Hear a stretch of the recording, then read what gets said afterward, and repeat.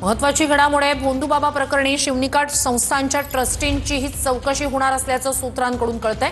शिवनिका संस्थांच्या ट्रस्टींची ही चौकशी होणार असल्याची माहिती सूत्रांनी दिली आहे। या संस्थांचं अध्यक्षपद भोंदूबाबा खरातकडे होतं। अशोक खरातनं पत्नी आणि निकटवर्तीयांना विश्वस्तपदी बसवलं होतं। रुपाली चाकणकर शिवनिका संस्थांवर ट्रस्टी होत्या। खरातच्या अटकेनंतर आता विश्वस्त मंडळाचा फलक सुद्धा त्या ठिकाणाहून गायब आहे। एसआयटी संबंधित ट्रस्टींना चौकशीसाठी बोलावण्याची शक्यता आहे। या संपूर्ण ट्रस्टच्या आर्थिक व्यवहारांचीही तपासणी होणार असल्याची माहिती सूत्रांकडून मिळते। अधिक या सगळ्या संदर्भात जाणून घेऊया आपले प्रतिनिधी चंदन पूजाधिकारी यांच्याकडून। चंदन, ही अत्यंत मोठी आणि महत्त्वाची घडामोड, आर्थिक व्यवहारांसंदर्भात तपासणी व्हावी असं सातत्यानं मागणी होतच होती। ही महत्त्वाची घडामोड निश्चितपणे श्रुती, आपण जर बघितलं तर ही जी ट्रस्ट ईशानेश्वर मंदिराच्या संदर्भात तयार करण्यात आलं होतं, या ट्रस्टमध्येच आता जे लोक आहेत त्यांची देखील चौकशी होणार आहे। नाशिकच्या क्राईम ब्रांच युनिट 1 मध्ये सध्या कॅप्टन खरातची चौकशी सुरू आहे।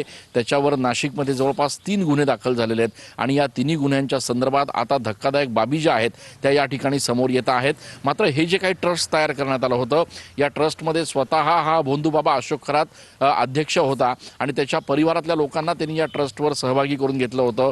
रुपाली चाकणकर या देखील या ट्रस्टवर होत्या आणि त्याच्यामुळे आता या संपूर्ण गोंधळामध्ये ट्रस्टनं नेमकं कुठे कुठे काय काय व्यवहार केलेत, काही जमिनींची खरेदी केली आहे का, त्यासोबतच काही पैशांचे मोठे व्यवहार केलेत का, याचा देखील तपास आता पोलीस करतायत। एसआयटी मार्फत देखील त्याची चौकशी केली जाणार आहे आणि सगळ्यात महत्त्वाचं म्हणजे या ट्रस्टवरचे जे ट्रस्टी आहेत त्यांची देखील आता चौकशी होण्याची शक्यता वर्तवली जाते। त्याच्यामुळे एक एक करून या ट्रस्टींना बोलवलं जाईल, त्यांची चौकशी केली जाईल आणि त्या माध्यमातून हा प्रयत्न केला जाईल की एकूणच ही माहिती मिळवावी, या ट्रस्टच्या माध्यमातून नेमके काय काय आर्थिक व्यवहार झालेले आहेत, कुठे काही गैरव्यवहार झालेत का, याचा देखील तपास केला जाईल। आणि सगळ्यात महत्त्वाचं म्हणजे इतर जे ट्रस्टी या संपूर्ण ट्रस्टवर होते त्यांना भोंदूबाबा अशोक खरातच्या या संपूर्ण कारनाम्यांची माहिती होती का, त्यांच्याकडे या संदर्भातली काय माहिती आहे किंवा त्यांच्यापैकी कोणी पीडित होतं का, याचा देखील नक्कीच ही मोठी आणि महत्त्वाची घडामोड अपडेट्स घेत राहूत चंदन।